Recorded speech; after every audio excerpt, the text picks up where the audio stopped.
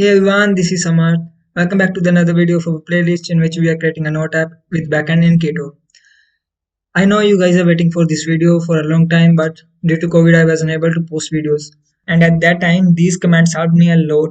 And I just wanna thank all you guys for this much love.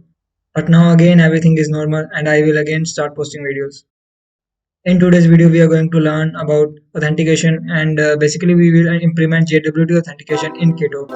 So let's get started.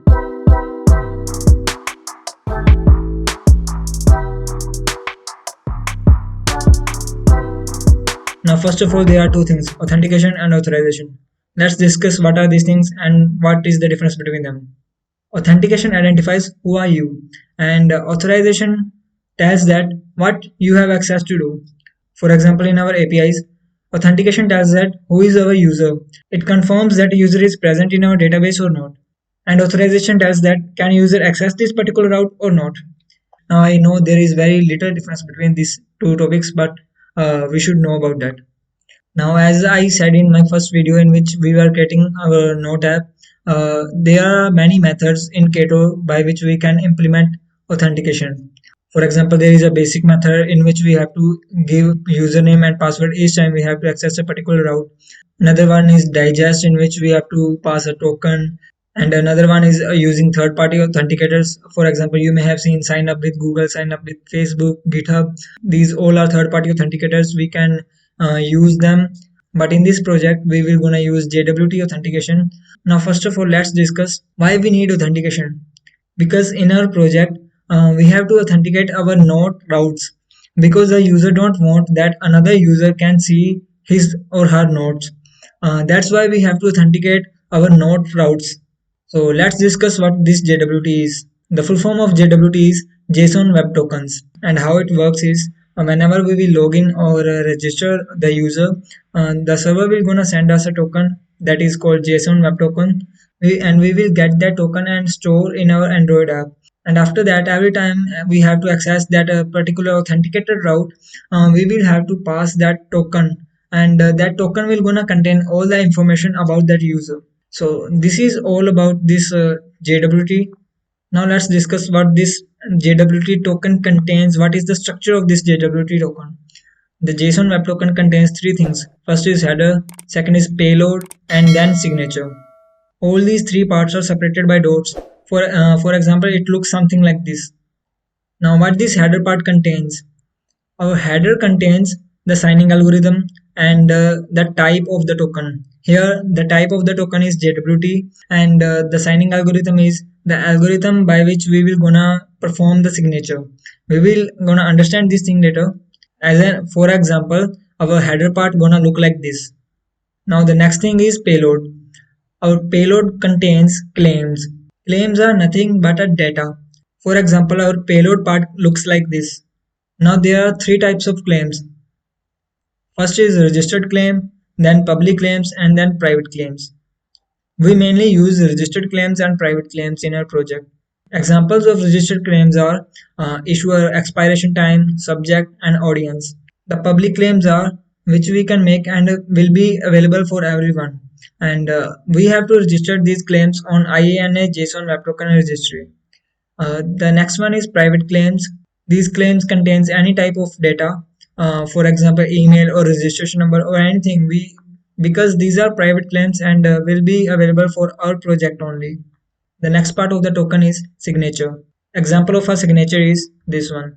Here you can see our signature contains base64 URL encoded form of header and base64 encode of payload, and then a secret. And these all the three things will again encoded by a particular algorithm. Here in this example we are using HMAC SHA-256 algorithm, and this algorithm is provided in the header part. Here you can see we are providing this signing algorithm. This is the same algorithm by which we are going to encode our signature. Now let's code it. So now first of all, open your IntelliJ IDEA and open this build.gradle file, and here check if you have these two dependencies in your project. If you don't have, then please include these two dependencies. Now the next thing is, in this source package we have to create a package named authentication, and in this package we have to create a Kotlin file named JWT service. It is a class actually, and here we have to specify all the claims, and we have to make a function which will gonna generate that JWT token. Now the first claim is issuer. As we know, it is a registered claim, and we can pass any value. I am passing node server, and the next variable is secret. We have to pass a secret for the creation of our signature. Let's name it JWT secret. We will not gonna pass its value here, because if we will gonna push this project to GitHub or any type of thing, then this will be visible to everyone, but we don't want that our secret is visible to anyone. So we will gonna pass this value of secret in our environment variables. So just click on this drop down and click on this edit configuration, and after that click on this button and add a variable named JWT secret, and its value can be anything. For example, I'm passing my name, and then press OK, and after that click on apply and then press OK. And here we have to access this environment variables as a system dot get environment variable, and here we have to pass the name of the environment variable, and that is JWT secret. Now we need algorithm by which we will gonna make the signature, uh, and that algorithm is private var algorithm is equals to algorithm. Here we have to import this JWT algorithm and press enter, and then use any algorithm. I am using this HMSE 512 algorithm, and here we have to pass the secret, which is our JWT secret. Now we have to create a verifier which will gonna verify these claims. So val verifier is equals to, which is of type JWT verifier, and it is equals to JWT dot require. It requires algorithm, then call the function with issuer, and here we have to pass issuer, and then build it. Now we have to create a function which will gonna give us JSON web token, which we have to provide to our user. Let's make the function generate token. In parameters we have to pass a user of type this user class, and then we have to return a string that is a token which is in string format, and then open curly braces. Now here we have to return this JWT token, and let's create it. JWT dot create with subject. Subject can be anything, for example not authentication. Remember, subject is also a registered claim. Then with issuer we have to pass this issuer. So we have used these two claims which are registered claims. Now registered claims are not necessary to use, but these are recommended to use. Now we have to pass our private claim, and to pass private claim we have to call this function with claim, and here we have to pass the name of the claim. Our claim will be email, and its value will be user.email, and then we have to sign this by our algorithm. That's all. We have created a function which will gonna give us a JWT token. Now the next thing is, in this authentication package we have to create a file, a Kotlin file named authenticate. It is a file, and in this file we have to create a function which will gonna give us a hash, because user will gonna give their password, but we have to store the hash of that password in our database. So to create that hash function we first need a hash key. So hash key is equals to, we will not gonna specify that hash key here. We have to specify that in environment variables. So click on this drop down and then edit configuration, and here we have to add a hash key. So add a variable named hash secret key, and then its value can be anything. For example, my super secret hash key, and then press OK, and then press apply, and then press OK. So get this hash key as a system dot get environment variables, and here we have to pass the name of that environment variable, and then we have to convert it into a byte array. Now create a variable private HMSC key. It is equals to secret key spec, and here we have to pass this hash key, and here we have to pass the name of the algorithm, which is HMSC SHA-1. Now we have to create that hash function. In parameters we have to pass our password, and it will gonna return a hash password as a string. In this write val HMSC is equals to mac. Import this javax.cryptomac and dot get instance, and pass that HMSC SHA-1.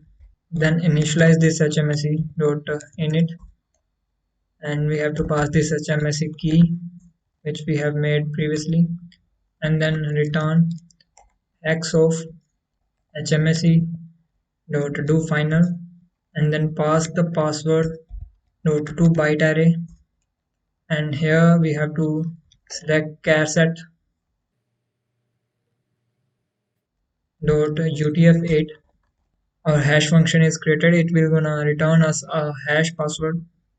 Now open this application.kt file, and in this file create a variable where db is equals to repo, and then where jwt service is equals to jwt service, and then hash function is equals to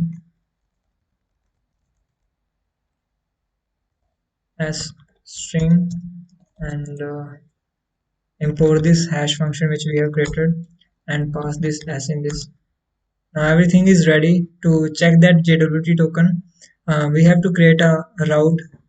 Let's create it. Let's create a simple get route, and here we have to pass the path, that is token, and and here we have to get email, password, and username in path parameters.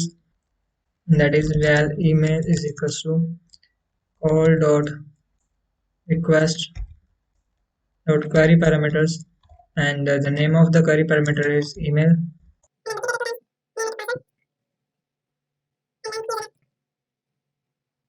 Now when we have email, password, and username, we will gonna create a user, which is user, and in these parameters we have to pass email for hash password, and then hash password. For this hash password we have to call this hash function, and then in parameters we have to pass this password, and after that we have to pass our username. And this is giving us errors because this email and password and username all are nullable strings.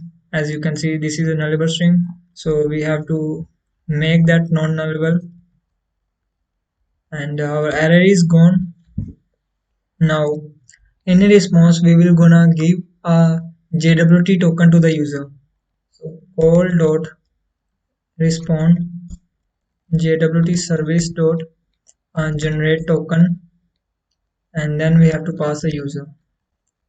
This will simply gonna return a JWT token to the user. Let's run this and check if everything is working fine or not. So our build is successful and everything is working fine. Let's test it on our browser, and here you can see our hello world is coming. Now to get the token we have to go to this token route, and we have to pass three parameters. Email is equals to anything asgf@gmail.com, and password is equals to abcd, and username is equals to samarth. Just so to verify it, just go to jwt.io website, and here scroll down, and here we have to select this algorithm which is hs512, and then we have to pass our secret, which is in my case samarth, and write your own secret here, and we have to copy this token and paste over here. As you can see, signature is verified. And here, as you can see, the header part contains signing algorithm and type of the token, and this payload contains subject, issuer, and the email which we have entered in the path parameters, and the signature contains base64 encoded header and base64 encoded payload and the secret, and this whole is encoded with this HMSE SHA-512 algorithm. And yeah, our signature is verified. Now, why we are doing this much process? Because if we are requesting to a particular route, and if someone is trying to change the data we are passing, then this whole secret will gonna change. For example, let's change a secret a little bit. uh, Change this y to a capital Y. Now you can see it is giving invalid signature. So by this we can see the level of security in this JWT token. No one can simply change our data or anything. That's why we are using this JWT token. So that's all in this video. Thank you for watching it. If you really like this video, then please press the like button and comment down if you have any doubt. Thank you.